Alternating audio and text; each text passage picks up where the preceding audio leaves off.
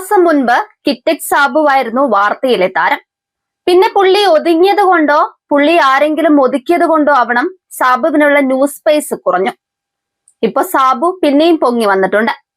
കൂടെ ഗ്രില്ലടിക്കാൻ പാകത്തിൽ സാബുവിനെ പൊതിഞ്ഞ ആരോപണങ്ങളും.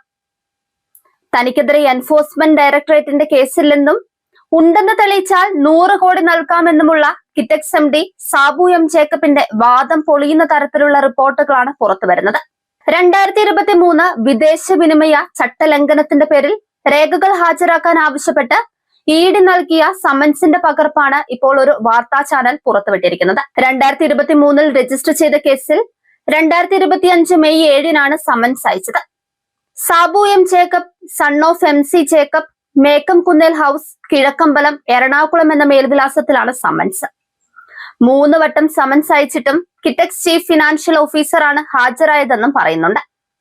Passport, Aadhaar card, PAN card എന്നിവയുടെ കോപ്പി, പാസ്പോർട്ട് സൈസ് ഫോട്ടോകൾ, 5 വർഷത്തെ ബാലൻസ് ഷീറ്റ്, കയറ്റുമതിയുമായി ബന്ധപ്പെട്ട് ലഭിക്കാനുള്ള തുകയുടെ വിവരങ്ങൾ, ബാങ്കിൽ സമർപ്പിക്കാനുള്ള ബിൽ ഓഫ് എൻട്രി സംബന്ധിച്ച വിവരങ്ങൾ, വിദേശ നിക്ഷേപം സ്വീകരിക്കുന്നതും അത് എന്തിനായി ഉപയോഗിച്ചു എന്നുമുള്ള വിവരങ്ങൾ, 1 വർഷത്തിലേറെയായിട്ടും കയറ്റുമതി നടത്താത്ത, ഉപയോഗിക്കാത്ത കയറ്റുമതി അഡ്വാൻസ് തുകയുടെ വിവരങ്ങൾ എന്നിവയും കൊണ്ടുവരണമെന്നായിരുന്നു ആവശ്യം.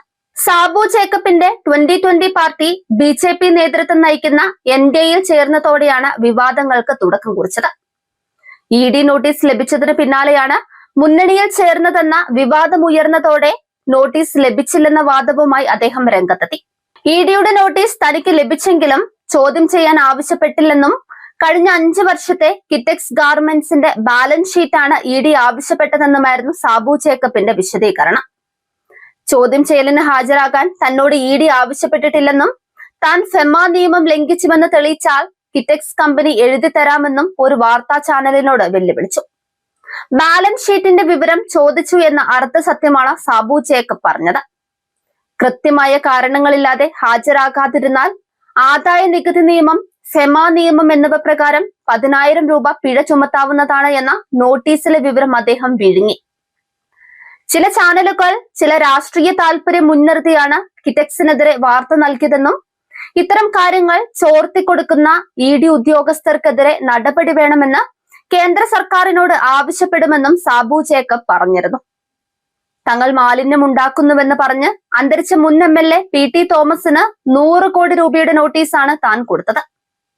ഇന്ന് ജീവിച്ചിരിപ്പുണ്ടായിരുന്നെങ്കിൽ അദ്ദേഹത്തെ പിടിച്ച് അകത്തിട്ടേനെ എന്നും സാബു എം ജേക്കബ് പറഞ്ഞിരുന്നു. എന്നാൽ സമൻസ് പുറത്തു വന്നതിന് പിന്നാലെ 100 കോടി നൽകുമോ എന്ന ട്രോളുമായി സോഷ്യൽ മീഡിയയും രംഗത്ത് വന്നിട്ടുണ്ട്.